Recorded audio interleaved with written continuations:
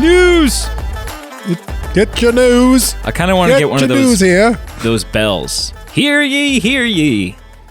You know? You could be a little boy with a felt cap on the corner standing on some newspapers. When I was a small boy, I had some, so I don't know if it was like a youth-led church service or what it was, but I had some sort of role given to me in my Salvation Army church service. I must have been like 8 or 9 or something. And I think we were like it was like to introduce a song that the kids were going to sing or something. It was like a fairly upbeat song. And my job was to walk in through the back of the church.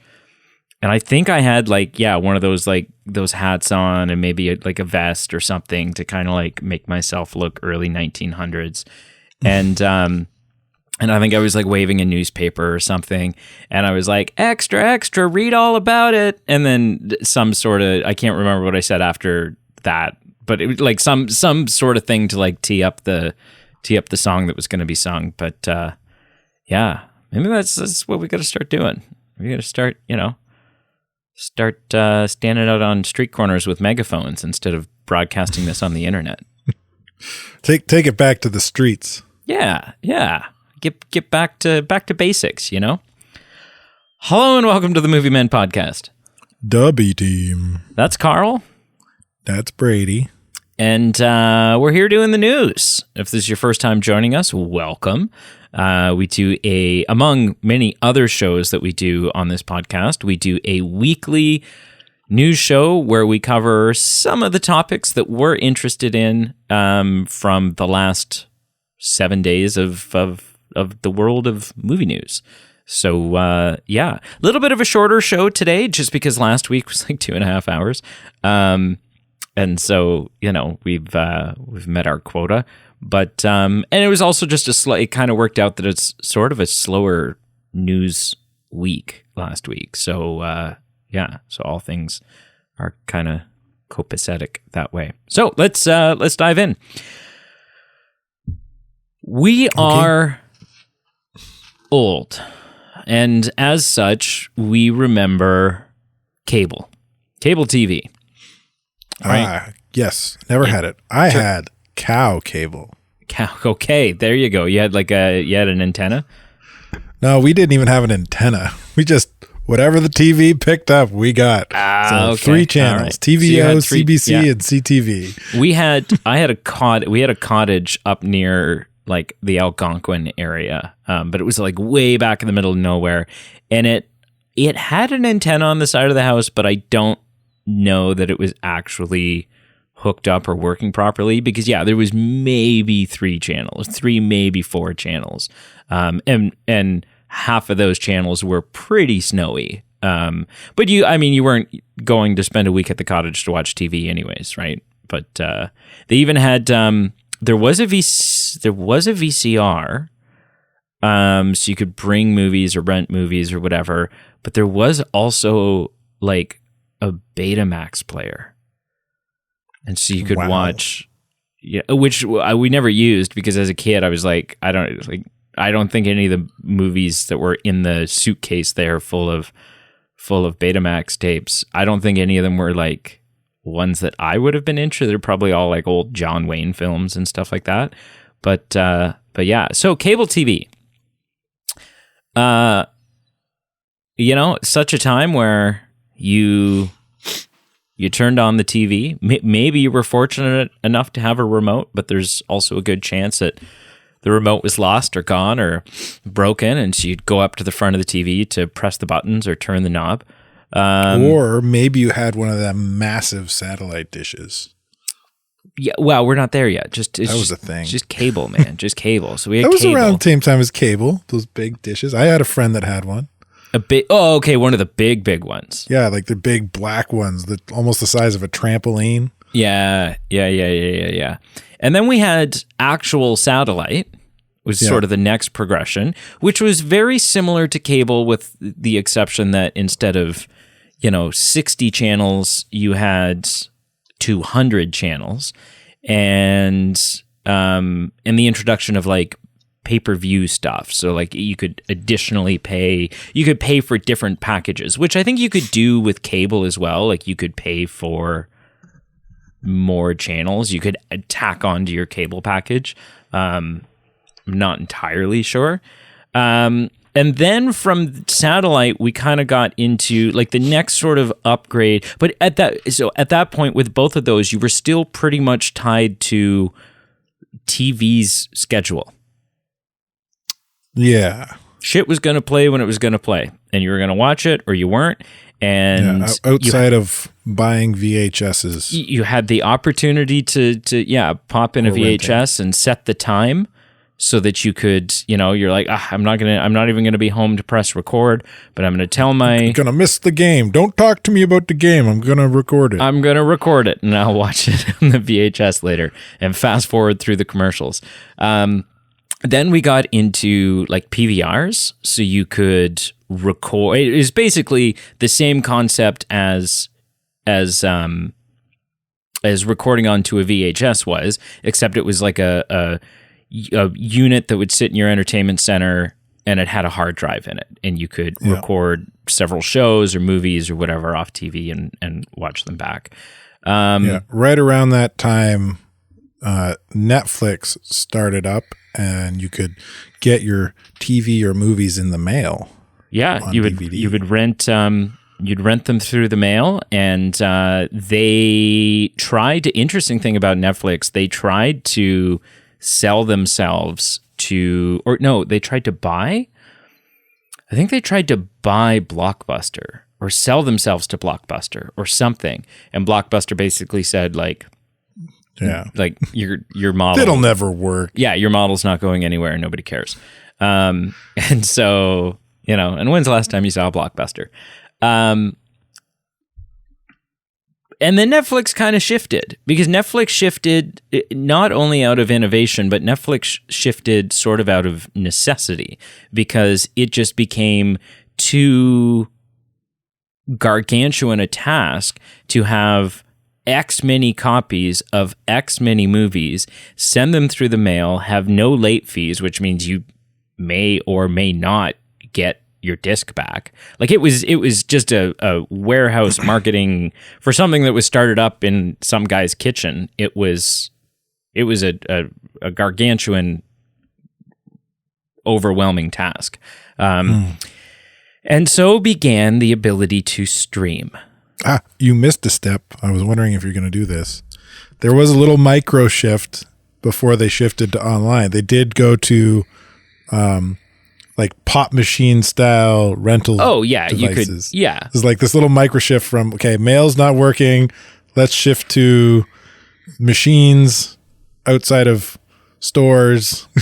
Yeah, and I mean that changed the way that you eventually shifted online. That changed the way you got your content, but it didn't change the way. It didn't change your viewing experience, right? You still. It was no different than, essentially going to the store and renting a movie versus ordering it through the mail and renting a movie, or going to the mall and getting it out of a kiosk. It was still, once you got home, you still put the movie in and it was on a disc, and there it was. It's still a shift, though. Yeah. I think it's an important. And it was mostly movies. Like you weren't contacting, like Netflix wasn't sending you seasons of TV shows on discs through the mail. Yeah, I think it's an important kind of little shift to put in there. Like it was very small and didn't last very long, but I think it was it's a very interesting shift, and therefore in my mind it's important. Okay. You feel good now? I do. Okay. Yeah.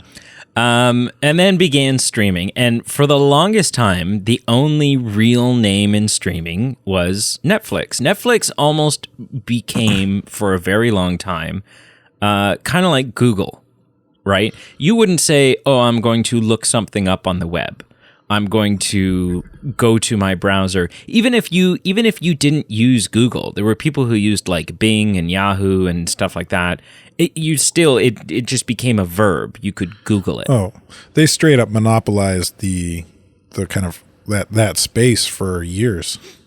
Which, Google or Netflix? Netflix.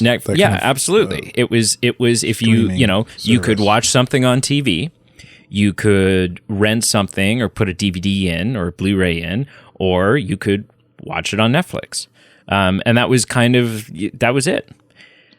We are now, I would say, still in the starting stages of, like, in the grand scheme of things. I know it's been going on for a while now,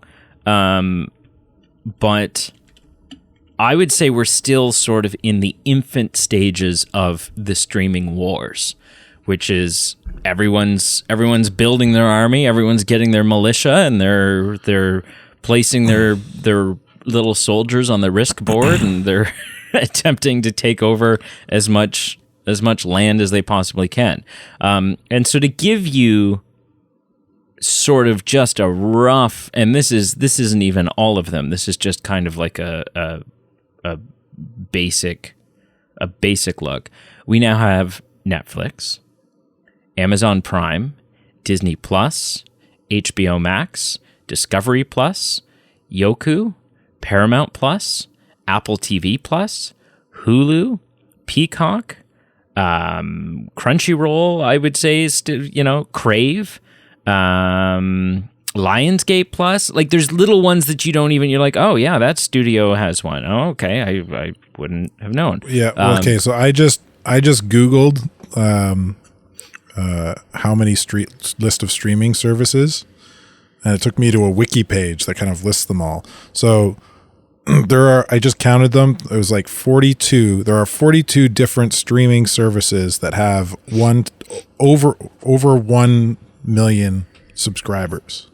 Yeah, including now YouTube Premium. Yeah. Right? Like, even YouTube hopped on the bandwagon, and we're like, yeah, we'll stream movies and TV shows to people if they pay for them. Absolutely. Like, sure. We've got the infrastructure there to have videos on the internet and have people click on them and watch them. We have apps on everyone's TVs and cell phones and tablets and whatever else. So we're in the streaming wars. And when streaming started, it was advertised very much so as not only a more convenient way of watching TV and shows over something like cable, because you had control over when you watched it, and you could binge things. So began binging. Binge watching was never a thing until streaming, because it just wasn't really, unless you owned the box set. Yeah, but even then, it was like, it wasn't a common, like, binge watching wasn't in our lexicon. It wasn't in our dictionary, right? It wasn't. Yeah.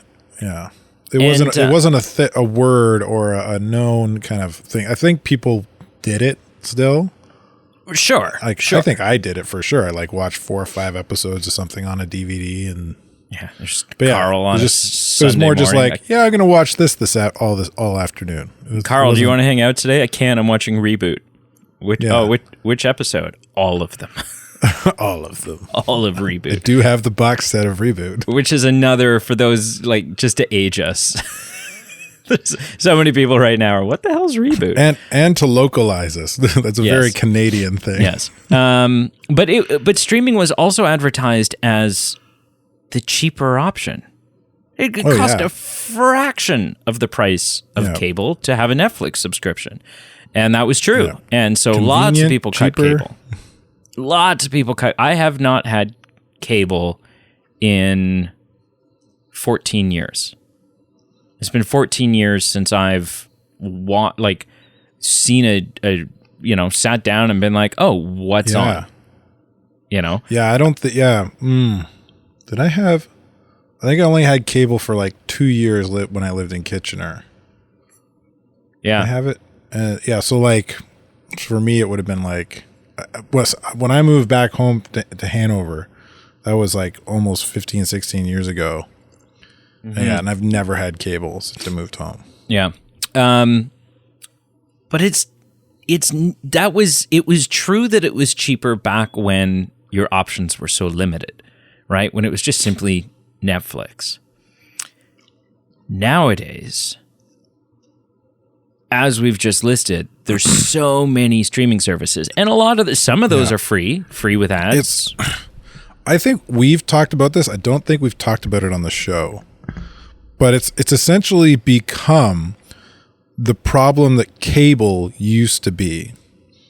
And that cable was, you pay for cable, you get your basic package. But if you want to watch sports, or you want the movie network, or you have to pay for these extra packages, which increase your bill. So it's essentially the same thing. I want Netflix. That's it's essentially like the basic package.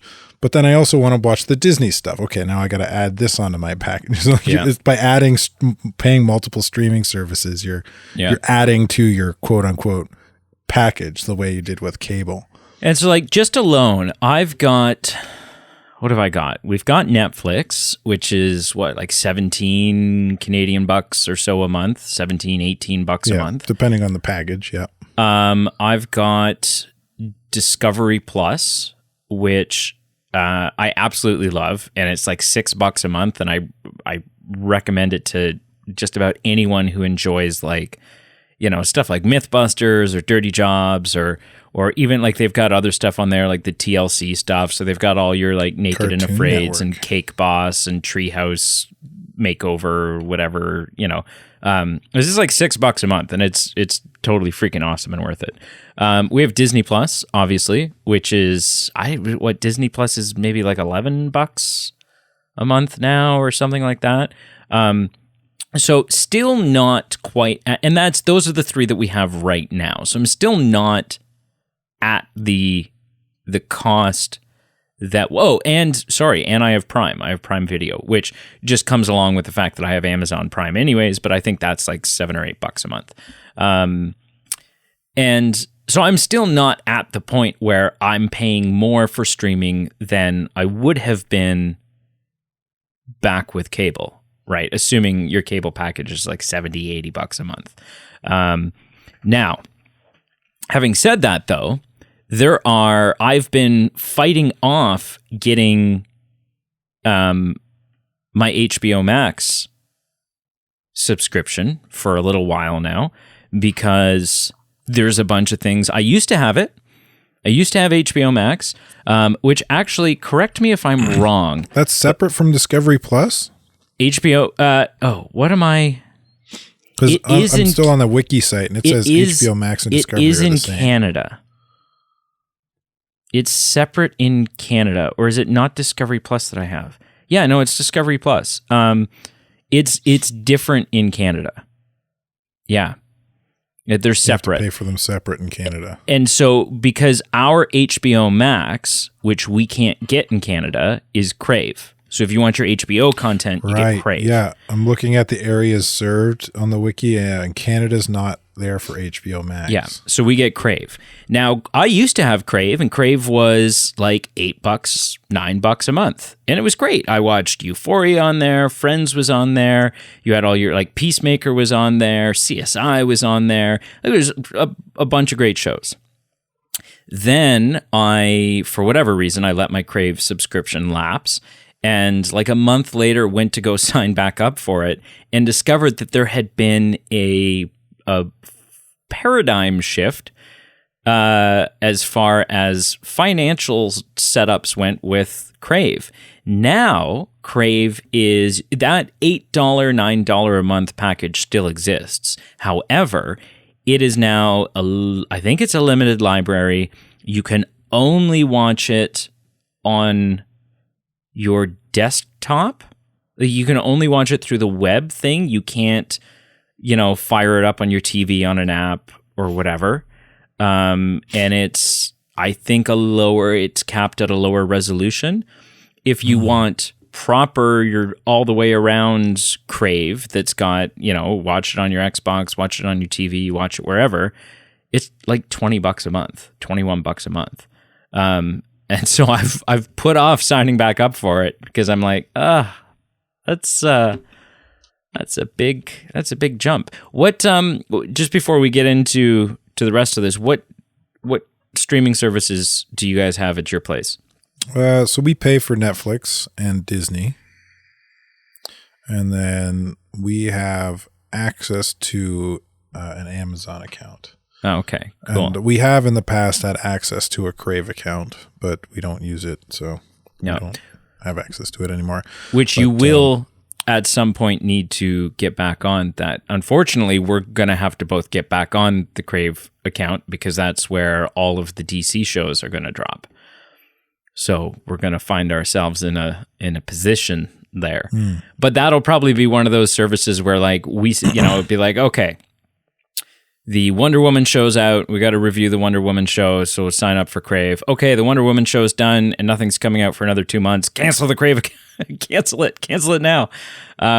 It's expensive, man. If you want to have access to everything, it's crazy. Hundreds and hundreds of dollars you can spend a month, which is real quick. Which is why in a recent study, it was shown that a lot of people only sign up for any given subscription service because there's one show that they're interested in. And once they're done watching that one show, they cancel it. I've heard about this, with like Stranger Things and Rings of Power.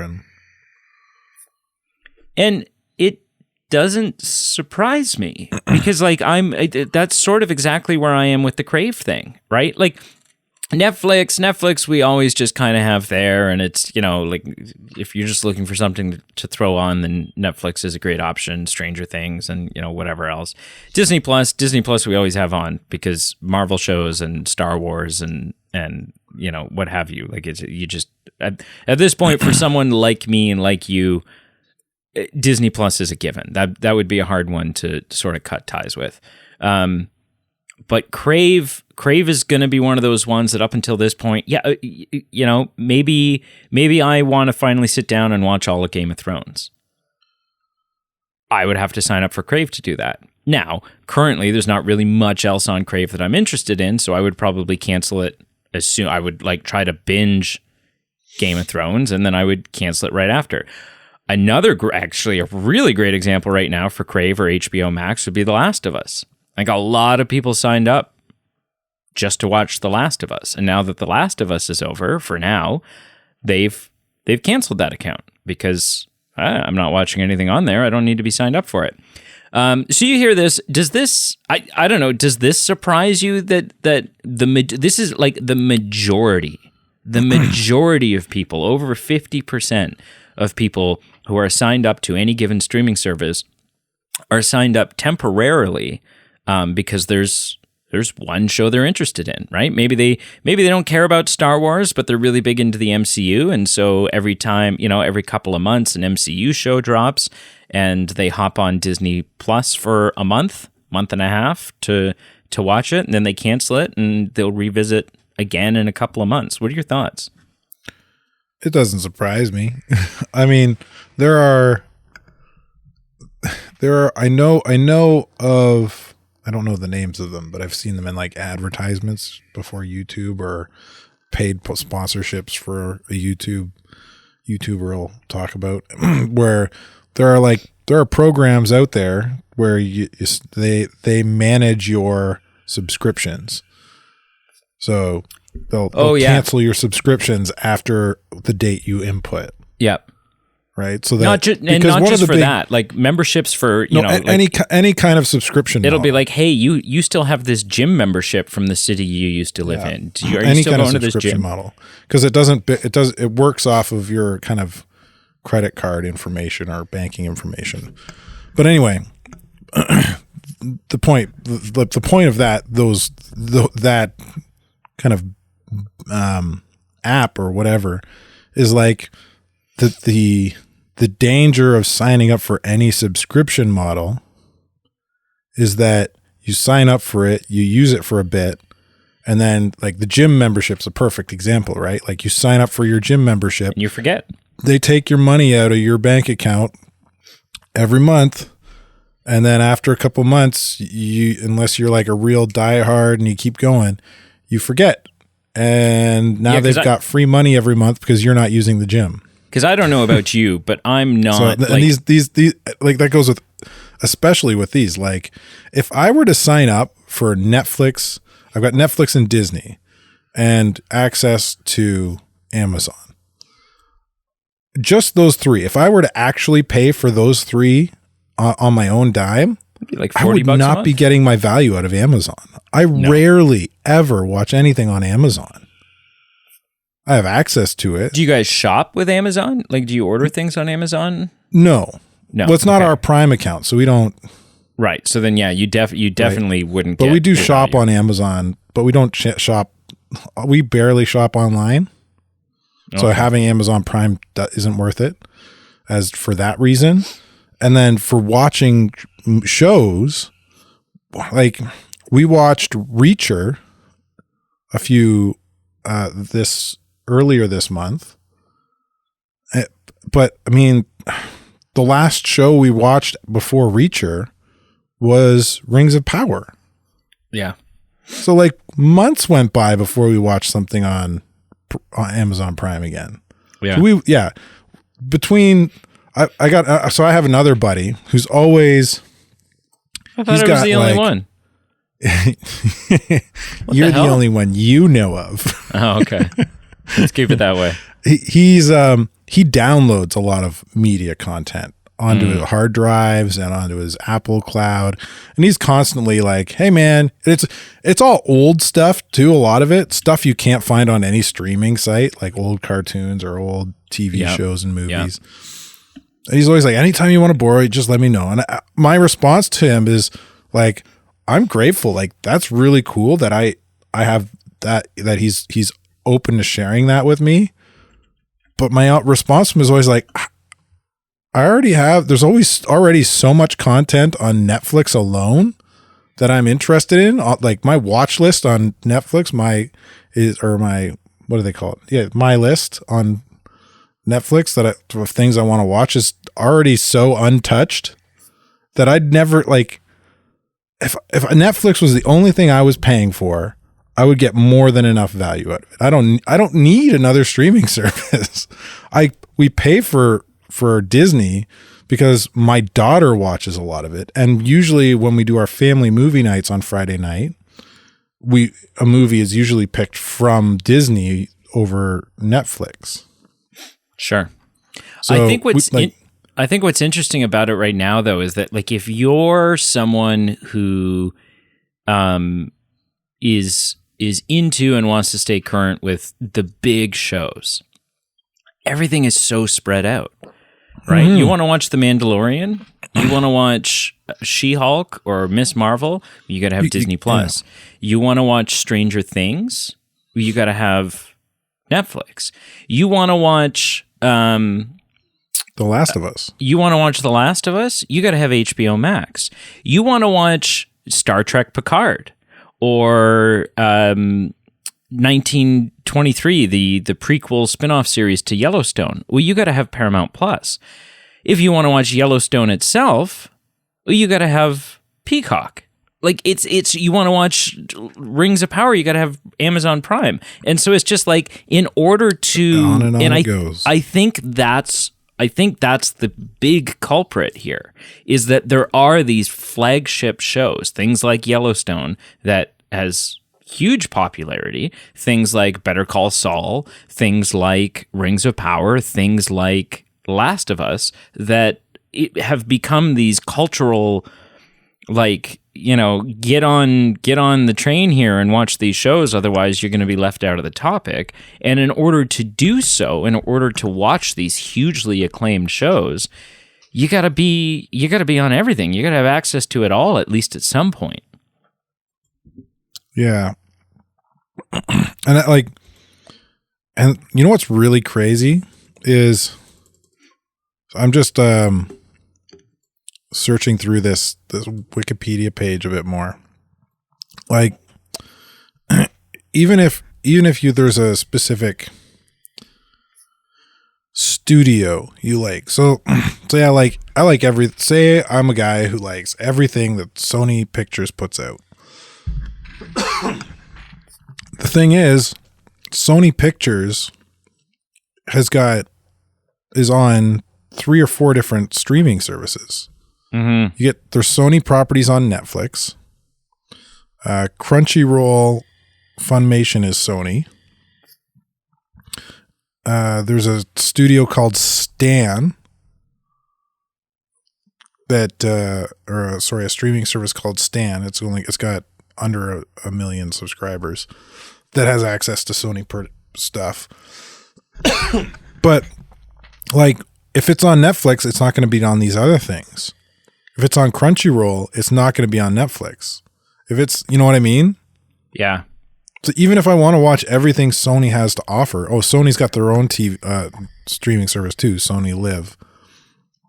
Even if everything I want to watch, if I want to watch everything Sony, I've got to have 4 or 5 streaming services. Mm-hmm. Yeah. It's crazy. And I think it's worse in Canada. Absolutely worse in Canada because we don't have, in the States, so many more of these are kind of under one umbrella, where in Canada, it's been all broken up. Well, and on top of that, we have the CRTC that likes to do stupid things with. Oh, don't talk to me about the CRTC, man. Media. CRTC is ridiculous. I've done stuff in the radio industry. I've got no time of day for the CRTC. They are an unnecessary organization. Yeah. Anyways, moving on. Zachary Levi. So one of the reviews that we've got coming up in the next little bit, we're going to be late to the train on it just because there's life and stuff and things to do. But Shazam 2, Shazam Fury of the Gods is here. It's out in theaters now. We'll talk about this either next week or when we do our review, but it has had a disastrous financial nightmare for its opening weekend. It's bombed hard. But I mean, the trailers have looked good. It looks fun. I don't know. I didn't even think the trailers looked great. I can't believe you watched the trailer. I mean, I've seen clips of them. I don't think I've watched a full trailer. Oh, okay. This is my. I don't. Yeah. So I don't think I've seen the full trailer or any of them. But the glimpses I've seen, it seems like Shazam is fighting a bunch of other gods, but they're all old people.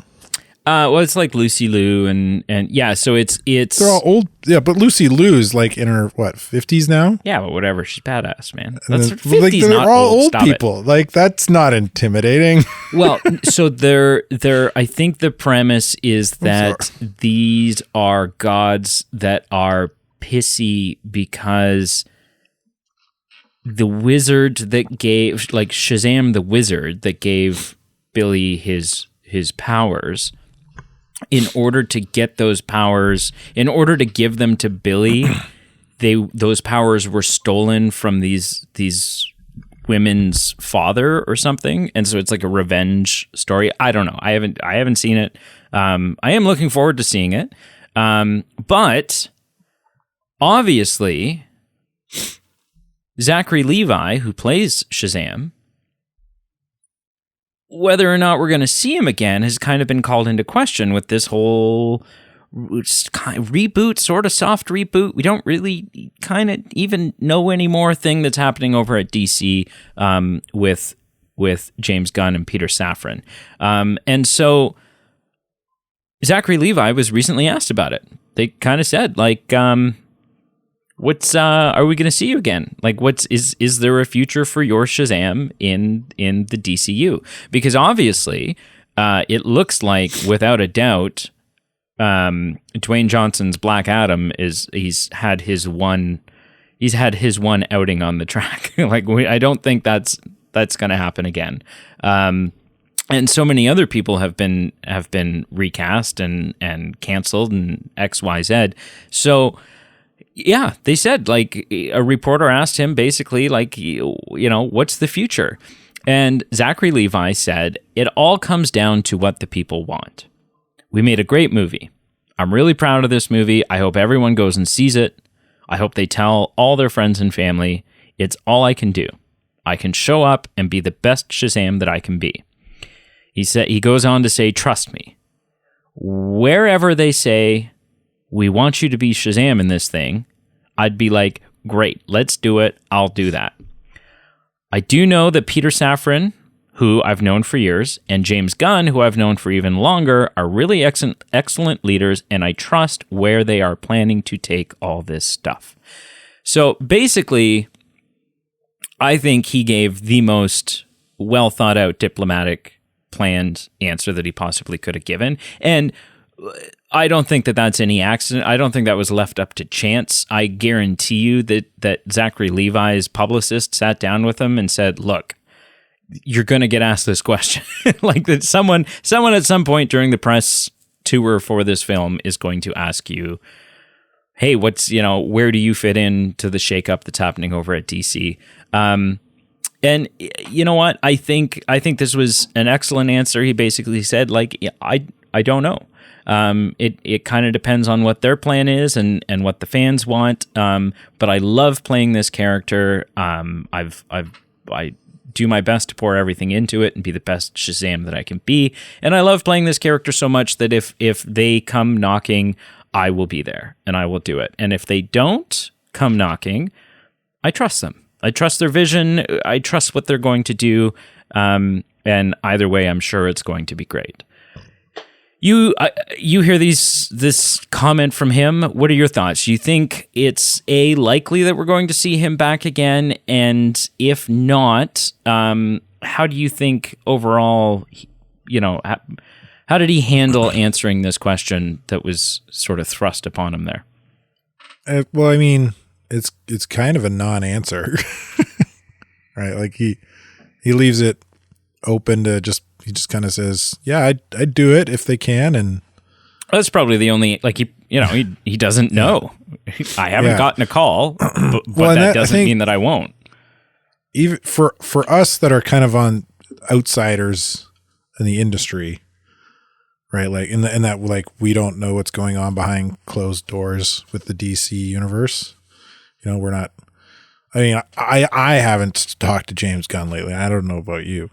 But like we don't know his plans. He's really. ignoring my calls. If I'm being honest, the roadmap he laid out was there was detail there, but it was still vague, and it was not what people were expecting. Like we talked for episodes about how this was like, throw it in the trash bin and burn it all. And then his roadmap's announced and it's like, okay, take some stuff out of the burn bin before it burns. Yeah. We'd like to keep this and this and this, but the rest can go. Like, who knows what they're keeping? Who knows what they're burning? It's anybody's guess now, right? Like, I have no idea.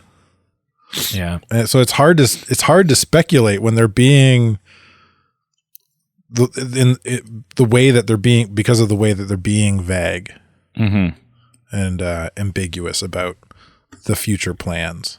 Seems like a good answer though, eh? Like it's very what's the word I'm looking for? Political. It's like kind of not politically correct, but you know what I mean? That kind of it's a good, pleases everybody. Yeah, it's a good PR answer. Yeah, it's a PR answer. That's the word. Yeah. Yeah. Cool. Well, I hope the movie's good. I look forward to seeing it. And I thought he was amazing in the first one. I thought that, regardless of how the second one turns out, I think he's done a good job of embodying this character. Like, I've enjoyed him as Shazam. And I'd like to see him. I enjoyed the first film. Yeah. Cool. Quentin Tarantino. Have you heard of him? He's that guy who directed Star Wars, right? No. Star Trek. It was Star Trek. That was my mistake. He almost did. There was talks for a very long time that he was going to, and then he didn't end up doing it. I feel like Star Trek would take on a very different life if Tarantino directed it. Well, but I think for many reasons, that's why so many people were excited about it. They were like, man, like, what could this be? It'd become very adult very fast. But yeah, so Quentin Tarantino, obviously known for things like Pulp Fiction, Kill Bill Volume 1 and 2. Once Upon a Time in Hollywood, Django Unchained. The list goes on. For 9 films, specifically, the list goes on. He's made 9 films. And he's said for a very long time now, going back years and years and years, that he was going to make 10 movies.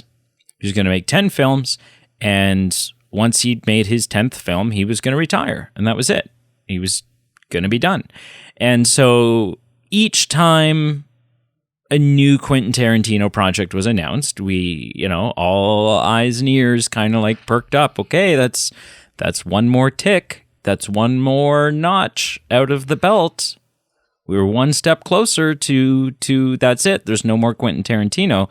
And then obviously once he finished Once Upon a Time in Hollywood, which was his last film, the 9th film, that's when things really started to get crazy. Because questions became, okay, what's coming?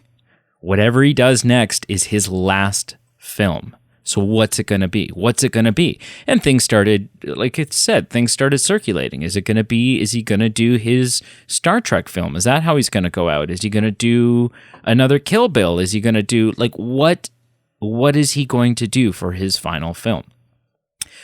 Well, it's now been announced that Quentin Tarantino's final film is called The Film Critic.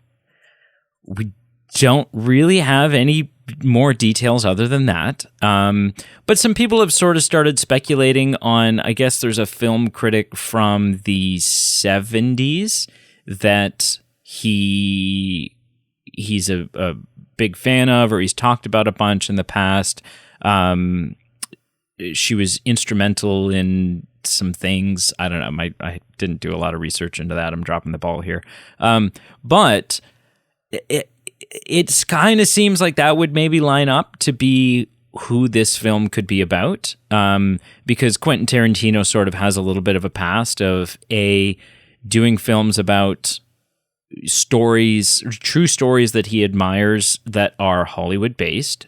Because Quentin Tarantino, for those who don't know, is not only a filmmaker, he is a student of film. Like, he loves film and Hollywood, and he's that little boy who's sitting in front of the TV at 10 years old or 8 years old with a bowl of popcorn watching the movies, just dreaming and figuring out, like, how would you do this and how is that done? And so, yeah, he likes to take true stories and then kind of tell them truthfully and kind of add his own fictional Quentin Tarantino feel to them, sort of as he did with Once Upon a Time in Hollywood. But what are your thoughts? Do you hear this? This is Quentin Tarantino's supposed final film called The Film Critic. What are your thoughts on this? And moreover, do you actually think that The Film Critic, that Quentin Tarantino's 10th film, will be his final film?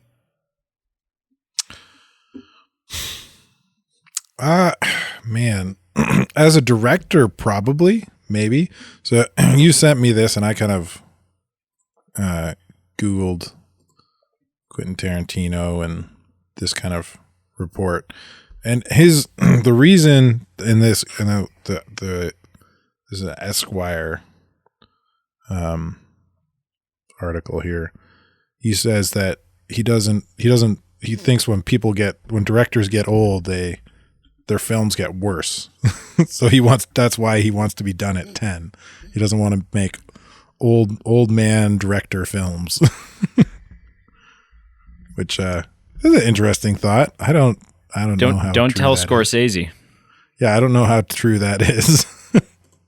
But I mean, if that's his view on it, he's a pretty unique individual when it comes to kind of eyes through the camera to begin with. Like his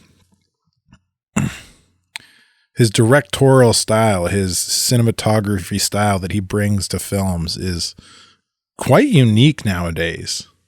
Like it's always very kind of noir feeling, or like, yeah, just brutally honest and real in in terms of like showing you the blood and the gore, and like if somebody's head gets hit with a bat, this is what it looks like. Man, I'd be sad to not see more Tarantino films. I like pretty much everything he's made. Even though some of it's harder to watch than others. Man, yeah. Now, yeah, as you were talking there too, the other thing I was doing was like, he's made more than 10 movies. And he's made lots of movies, but he hasn't directed them all. As a director, is the takeaway. Or they're like shared directing credits. Because like, I think Planet Terror is an old Grindhouse film, but it's one small story in the Grindhouse film itself. So I don't think he credits that, right? And then there are 2 Kill Bill films, but he takes them together as one film credit to his 10. Yes. Yeah. So like and there are a few other things in there like that. But Kill Bill's the only like double up. But yeah, man, it would be have such kind of a visionary mind. Just stop making would be sad, but I mean, he's got a plan. Good for him. Yeah.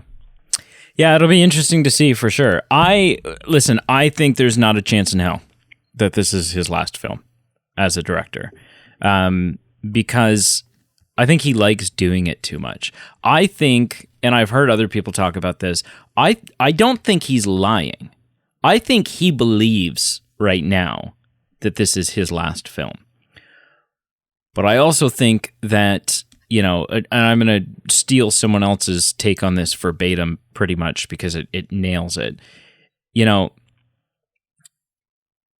couple of years from now, he'll be at the grocery store, or he'll be, doing whatever it is that he does. He'll be golfing on the back nine, and an idea will hit him. Struck an idea will just inspiration. Something will just pop into his head, a concept. And he'll go, huh, okay. And then he'll get home, and his wife will be telling him about her day, and he'll be doing his best to really pay attention to what she's saying, but that this concept, this idea is just going to be in his head, just itching away. And then he'll just interrupt her and be like, "Can you imagine if Samuel Jackson did this as a role?" Well, but I think, yeah, exactly. But I think it'll be slow and progressive, right? Like he'll have this idea, and then he'll go to, he'll kind of sit on it and just leave it, and whatever. No, I said I'm done, I'm out, and then he'll be sitting in his home office one day, and he'll go, well, just out of shits and giggles, like if I had done this film, what would this scene look like? And he'll start like typing something out, and just for fun, just like, yeah, I got nothing to do, I'm retired, just kind of like, oh. And I think sure enough, the time will come where he makes an 11th film, and I don't think that'll be a bad thing either. Like, I don't think people are going to go, well, you said you were done at 10. Like, if 6, 7, 8, 10 years later, all of a sudden the headlines are Quentin Tarantino returns to directing for, blah, blah, blah. Everyone's going to be like, oh, I have to see what this film is. This is the film that brought Quentin Tarantino out of retirement. Like, this is the 11th film. Yeah, this is the must-see movie. I think there's no chance in hell that he's done, but it will be interesting to see. Yeah, it'll be interesting to see the movie critic, what it's about. And I mean, he's betting against Quentin Tarantino it's bad odds. So I'm sure it's going to be a good film. I'm sure it's going to be a very interesting film. I'm sure it's going to be a very long film. Yeah. Well, for somebody who's got it planned out, I wonder if he's got like planned out what he's going to do after. You know what I mean? Like, if he keeps himself busy with some other kind of projects, like maybe he's just after 10 films, he's got it planned out that he's going to move from film directing to stage production directing. Yeah, he's gonna direct similar stuff on the live stage instead. You know, like so he can still get that creative juice flowing, but he's done with his 10 films. Yeah, but I don't know, man. Like you people can make all sorts of plans, and then inspiration strikes, and yeah, you find yourself doing something you didn't plan. Moving on. We were just talking about the DC announcement, the lineup of DC films that are coming, and DC TV shows as well. Those HBO Max little bastards that are gonna rob us of our hard-earned money. But when looking at the lineup of DC projects that are coming, there's a couple. They're kind of kicking things off. James Gunn and Peter Safran are kind of kicking things off with a couple of television series. But the first big sort of marquee flagstone film in this new DCU is Superman Legacy. They're going to kick things off with Superman. And during that announcement, it was also announced that James Gunn was writing the film, that he was in the process of writing it. And I think he's actually been writing it for a very long time, because prior to him being hired as the head of the studio, DC had basically farmed out to several different people write a Superman script, right? There was a Superman script coming for a while that I think, was it Michael B. Jordan was potentially going to be a Superman? We were going to get a black Superman film. We were going to get... I read something this morning that said he was working on it while Black Adam was in production. Yes. Yeah. Because the article was talking about how he thought it was really crummy the way the studio treated Henry Cavill. Yeah. So I think he was writing this film for a very long time. And then when all of a sudden he was the studio head, he just went, okay, of all the different Superman films that we have treatments for, that these different writers have come up with under the old regime of DC, I like mine best. So we're good. This is the story. This is the version of Superman we're going to do. Of course, he likes his best. But what we didn't know was who was going to direct it. James Gunn, obviously being a director, he's directed, in my opinion, you haven't seen it yet, we got to get on that, but he's directed one of the best, if not maybe the best, DC film under the old regime with his Suicide Squad film. Obviously, he's the mastermind behind the Guardians of the Galaxy movies. And so it started, rumor or speculation started to circulate. Well, is James Gunn also going to direct the Superman film? And there was arguments for both sides of it. Wow, of course James Gunn's going to direct it. It's Superman, and he can assign whatever director he wants. And wouldn't you want, if you were a film director, wouldn't you want to direct a Superman film? Like, of course he's going to do it. But then on the flip side of it, it was like, well, but he's also got to be kind of careful about how he manages his time here, because he is a studio head, right? Like he can't just dive into this film and give it 110% of his attention, because there's a lot of other meetings and things that he needs to be a part of. Well, we now have official word that the director of Superman Legacy will in fact be James Gunn. I'm both excited about this, and I think that this makes the most logical sense. I'm excited for it because I think James Gunn is a fantastic director. I love the blend of seriousness with also a little bit of like joy and whimsical that he's able to bring to his characters and his stories and his actors' performances.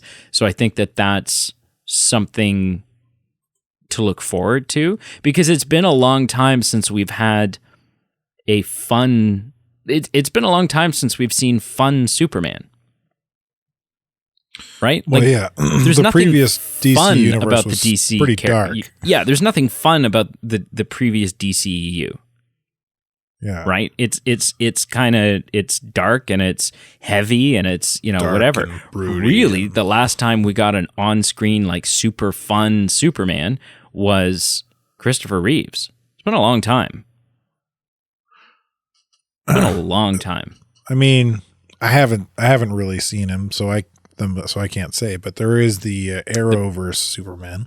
No, I'm sorry. I mean, like big screen film. Yeah. Okay. Right. We had the Brandon Ralph one, the Superman Returns, but that was not a good movie. So, at least in my, there were parts of it that were redeemable, but yeah, but it was just so not enough to as a whole redeem the film. Yeah, it was just messy that it was like, this is a sequel. This is a sequel 25, 30 years later, but no time has passed in universe. Like, we're just going to recast everyone. And this is the Christopher Reeve Superman, but now it's played by Brandon Ralph. And it was just like, I don't know. Anyways, the reason why I think this makes perfect sense, this is the absolute logical choice, is because you are, as James Gunn, setting up a whole new DC universe. You are creating a new roadmap with a new vibe, a new energy, a new DC universe. Setting the stage, setting the tone, stage. And you and but just in general, like that is what he's doing with this new slate. As his job as head of the studio, they are creating a new DC universe. And whatever film comes out first, in this case being Superman Legacy, is going to absolutely do what you just said. It is going to set the tone. It is going to be the roadmap. It's going to be the reference for all future directors in this new DC universe to kind of look at and go, okay, this is the universe that we're playing in. This is what these are our sort of boundaries as far as tone and whatever else. And so you want, as head of the studio, you want to make sure that that first film is exactly what you want it to be tonally, so that that roadmap is set out the way that you want it to be set out. So having the guy in charge with the plan, with the vision, also be the one kind of saying like, here, okay, everyone, we're going to do a new DC universe. It's going to feel quite a bit different. Here, I've made an example for you.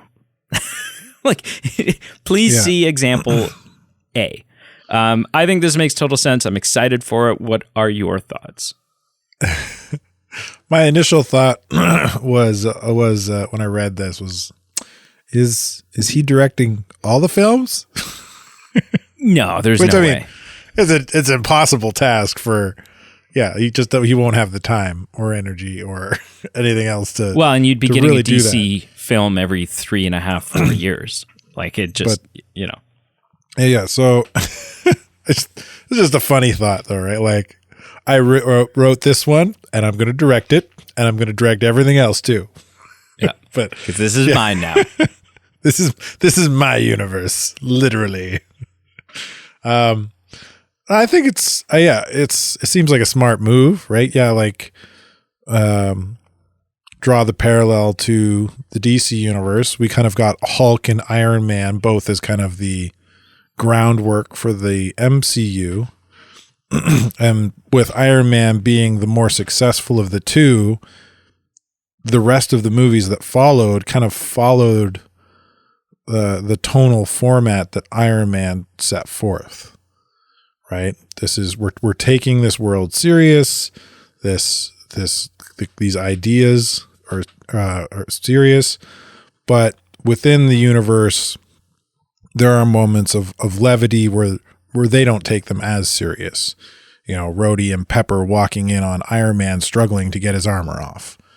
little laughing moments to lighten the mood and bring some color and brevity to situations. So, yeah, I mean, and yeah, we kind of got that tone for the movies right up till pretty much, I would say, Guardians of the Galaxy, where Guardians kind of took that format that Iron Man laid out, and it said, okay, we like this, but I'm going to amplify these two aspects rather than downplay them.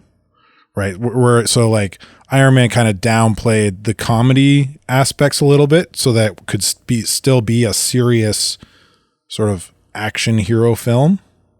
But there was moments of comedy where Guardians of the Galaxy was just like, no, comedy is going to be one of the main focuses of this. Everything's going to be funny. Everything's going to be ridiculous. Yeah, but it's also, I mean, Guardians of the Galaxy, I think we always look at it and remember it as a super funny film. It's still a heavy, I mean, the movie starts with his mother dying of cancer. Like, it's still but like I said, like, he followed he's like took the template Iron Man set out and he just amplified, he changed it to make his own unique kind of template. But then the last thing you said was everything's going to be funny, and I just wanted to clarify that there are certainly a lot of heavy moments in that movie. Yeah, there are exceptions, obviously. Because it's still a film dealing with annihilation of a universe and stuff like that with the Power Stone. But but then again, like after that film came out, Thor Ragnarok kind of copied that template and moved forward that way. Which is funny because I think that Thor Ragnarok, while hilarious, is also potentially, like, it's in the top 3 darkest MCU films that there is. Right. But I think those dark, serious moments take more of a backseat to the overall story. Well, I mean, because the main ticker of the overall story is that his home and their world is completely destroyed. That Asgard's destroyed. That's the through plot that kind of drives where things are going next, right? Yes, that happens. I think you're missing my point in that, like beginning of the movie, Mjolnir's destroyed. They're kind of cast out of Asgard. But then almost immediately we get right back into the funny buddy comedy stuff. Oh, for sure. It's a perfect, it takes a perfect balance. Those serious moments are what kind of drive the movie forward, but they take a back seat to the comedic elements. Yeah, I mean, potential. I think it's a perfect balance, but yeah. Where in Iron Man, the comedic moments take a back seat to the serious moments. Yeah. I would have to go. I'd have to go back and like rewatch and do an analysis. Like Ragnarok is certainly more. It has more humor packed into it. But as far as like, I think we might be doing apples to oranges here because as far as like what is the balance, what is the ratio, and like what is backseated. I couldn't say. I'd have to go through and like Yeah, because I mean, even movies like Captain Marvel that don't feel like particularly funny movies, they have like Goose the cat, and they have like all this conflict with young Nick Fury, and so I don't know. I'd have to go back but yes, certainly I get what you're saying, and I don't disagree. Yeah, they follow a certain format. Yeah, so I think. Yeah, Gunn's doing a service to his universe by setting the stage that he wants set. Yeah, cool. Okay, moving on to our final topic, and a topic that we're going to talk sort of not in total depth about because it's also something that we'll touch on in many ways in our review of the show The Mandalorian. But The Mandalorian... Season 3 is out now. It's happening. We've all been waiting. Here it is. And It's getting the lowest ratings in series history. Wah, wah, wah. Yeah. You know, I don't know. I think this could be for several reasons. It could be that Book of Boba Fett really hurt it.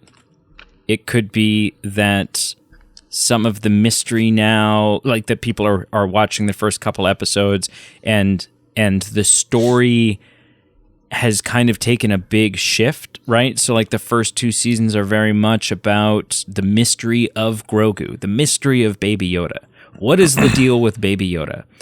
And now, you know, there's probably a bunch more things to learn about Grogu, but also a lot of the big mysteries were kind of came to a head and then were dealt with and tossed out with the dishwater in a different series altogether in Book of Boba Fett. And now we're back and it's like, okay, yeah, he's Force sensitive. He could have been a Jedi, started training to be a Jedi, doesn't want to be a Jedi. There he is. Isn't he cute?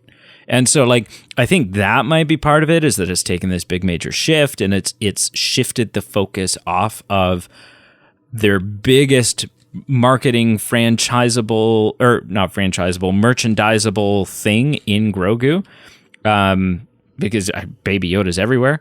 And so I don't know. It could be a lot of different things. It could be that, you know, after watching Andor, we all fell in love with Andor and was like, wow, this is one of the greatest things that Star Wars has made in a very long time. Maybe Mandalorian season 3 is not. I mean, they're definitely very different shows, not only in like plot, but in just construction, just like style of the show, style of storytelling. They're very, very different shows. And so maybe Andor set the bar too high. I don't know. Without going into too many details, because like I said, I do want to save this for our Mandalorian reviews. What are your thoughts? Like, what are the things that I said potential? Are they out to lunch? Do you have an additional idea? What do you think? Man, I'm a little surprised by this, but at the same time, with kind of the rumor mill spitting out all kinds of stuff about over the last couple of years about kind of the ununified Disney camp making content, and kind of it doesn't, and kind of, yeah, the with the Andor not kind of hitting the way they wanted, even though we thought it was really good, and other people think it was really good, others don't think it was that great. Obi-Wan was a hot mess. Obi-Wan, kind of same thing. You know, you got 2 mixed camps thinking it's good or thinking it's not great. And then you've got the Book of Boba Fett, same thing. You know, some people think it was really good. Some people think it was a mess. So it really does, even though, so spoiler for our future Mando episodes, like, I'm really enjoying Mando right now. Right. I think it's great. I think it's as good as the first season. But with all it feels like there's just been a loss of trust from the community, and people just aren't jumping on the bandwagon right away. That's my takeaway anyway. Yeah. I mean, it's the ratings aren't necessarily just that, like, people aren't watching. It's that people are watching and not liking. Like, it's scoring poorly, whether it be IMDb, whether it be Rotten Tomatoes, like, people don't like it. Yeah, but like for Mando season 3, I don't see why.